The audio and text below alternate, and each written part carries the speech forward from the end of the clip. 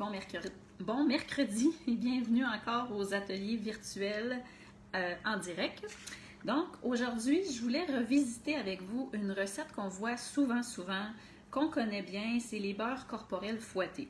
C'est quelque chose qui s'offre super bien en cadeau, qu'on peut faire facilement à la maison pour nous. Puis c'est une belle façon d'hydrater, de préserver notre hydratation de la peau, de se créer aussi un parfum personnalisé. Mais là, aujourd'hui, je veux vous partager une recette qui est un petit peu différente, en tout cas de ce qu'on voit. Si vous êtes familier avec ce type de recette-là, vous connaissez la façon de procéder. D'habitude, on fait chauffer le beurre végétal avec un peu d'huile. Ensuite, on met ça au frigidaire. Et une fois que c'est réfrigéré, on attend 1 heure à peu près. Et ensuite, on utilise les batteurs et on fouette. Mais là, aujourd'hui, je vous ai simplifié ça parce que j'aime ça, simplifier les recettes, vraiment. Pourquoi faire compliqué quand on peut faire ça simple? Donc aujourd'hui, on va oublier l'étape du frigo, il n'y en aura pas. Pourquoi? Je vais vous montrer pourquoi. J'ai trouvé une belle recette puis ça fonctionne super bien. Donc, ça va être aussi une recette que vous pouvez utiliser si vous êtes enceinte, si vous allaitez ou si vos jeunes enfants veulent utiliser la même recette que vous, il n'y aura pas de problème. Le dosage avec les huiles essentielles que je vais vous partager, ça va être tout à fait sécuritaire. Alors, pour les gens qui ne me connaissent pas, je suis Myriam Sonné, je suis formatrice, conseillère en santé naturelle et aromathérapeute. Mon but, c'est toujours de vous montrer des façons simples d'utiliser vos huiles essentielles, que ce soit dans vos produits ménagers, vos produits corporels. Aujourd'hui, c'est ce qu'on fait. Donc, aujourd'hui, on a besoin de 80 g de beurre végétal de votre choix. Moi, j'ai choisi du beurre de karité vierge et c'est important de le laisser à la température de la pièce avant de faire votre recette. Parce que normalement, le beurre de karité, c'est sûr qu'on le préserve au réfrigérateur, c'est ce qui est recommandé. Il y en a même qui le conservent au congélateur, je crois.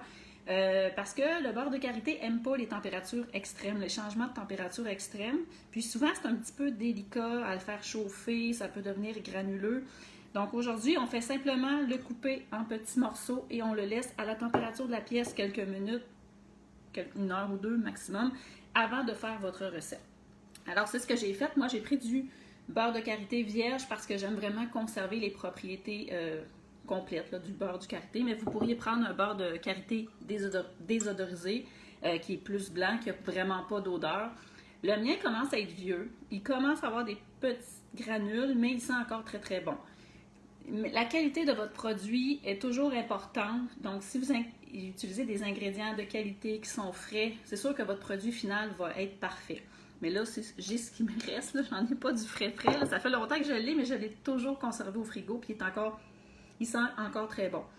Donc, j'ai fait chauffer, pour ne pas perdre de temps, mon huile végétale. Et c'est très peu d'huile végétale qu'on utilise. On utilise 20 g.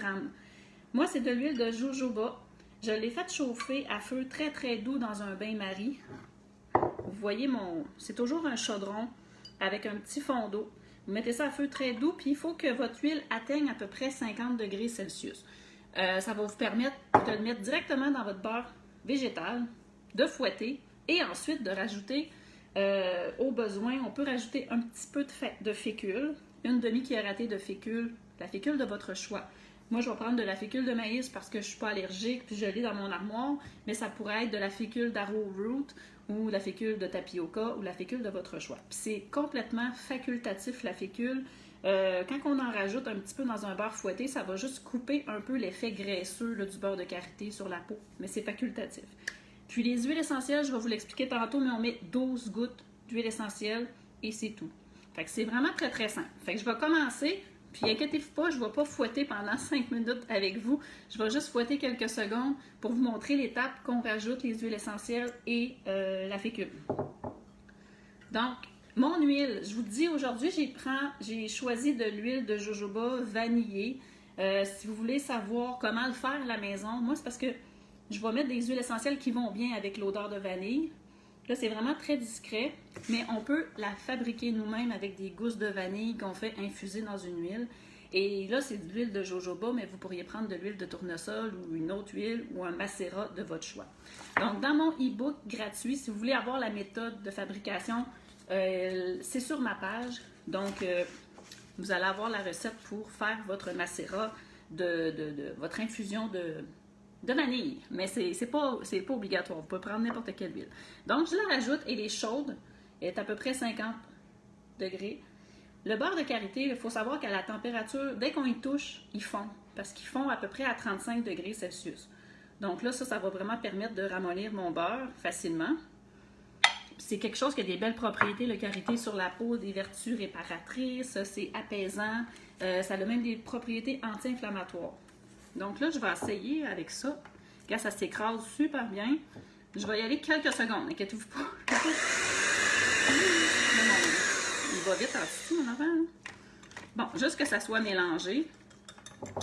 Puis je vais l'embrasser de toute façon. Fait que c'est pas grave si ça reste collé après ça. Je vais juste vous montrer que c'est vraiment tout ramolli déjà. Et là, c'est à cette étape-là que je rajoute une demi-cuillerée à thé. Comme je vous dis, c'est facultatif de fécule. On pourrait le mettre un petit peu, là, mais là, c'est pas grave, je vais le fouetter longtemps. Et là, j'ai choisi 12 gouttes d'huile essentielle. Là, je fais un test pour ma belle-sœur qui adore l'huile essentielle Whisper de doTERRA, qui est un parfum en soi. C'est vraiment un mélange. Si vous voulez un parfum naturel, vous achetez Whisper, vous le portez comme un parfum. On met toujours un petit peu d'huile végétale sur la peau avant de mettre une goutte. Mais là, je trouve que tous les mélanges de doTERRA sont vraiment puissants. Leur arôme est puissant. Donc, dans une recette comme ça, qu'on n'utilise pas trop de gouttes et qu'on veut que ça sente, que ça crée comme un parfum, c'est une bonne idée. Donc, je vais rajouter 12 gouttes de Whisper, mais ça pourrait être l'huile essentielle de votre choix. Si vous êtes enceinte, ce sera pas long, hein, 4. Bon, il ne coule pas vite. Si vous êtes enceinte, je vous recommande vraiment soit la tangerine, parce que c'est sécuritaire durant la grossesse, durant l'allaitement, et les jeunes enfants également. La tangerine, c'est une belle huile aussi qu'on peut utiliser en prévention des vergetures en fin de grossesse. Donc, je sais que la majorité des gens aiment les odeurs d'agrumes, donc la tangerine, ça pourrait être très bien utilisé.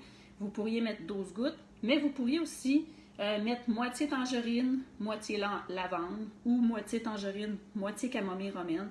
Ce sont des huiles sécuritaires durant la grossesse avec les jeunes enfants ou le fameux simplement 12 gouttes de sérénité qui est le mélange. Si vous voulez appliquer ça le soir avant de vous coucher, ça serait vraiment parfait.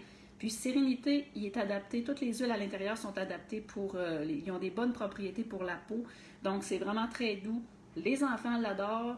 Puis ça fait vraiment du bien. Donc ça serait un mélange. Puis aussi sécuritaire en périnatalité. Donc il y a vraiment beaucoup de choix. Là. C'est vraiment, vous pouvez varier chacune de vos recettes. À chaque fois, vous en faites une de différente selon la personne qui l'utilise. Puis moi, sincèrement, j'aime les odeurs de conifères. Le dernier le dernier beurre corporel que j'ai fait, ça sent Noël. Parce que pourquoi? J'ai pas utilisé l'huile de jojoba. J'ai utilisé mon macérat d'aiguilles de sapin baumier. J'ai la chance d'avoir une belle forêt de sapin baumier et d'épinette noire derrière chez moi. Et j'ai fait un macérat. Là, d'ailleurs, je vais faire plein d'autres recettes avec ça. Mais si vous voulez savoir comment faire un macérat de sapin baumier, je l'ai sur ma page jamissamonhuile.com.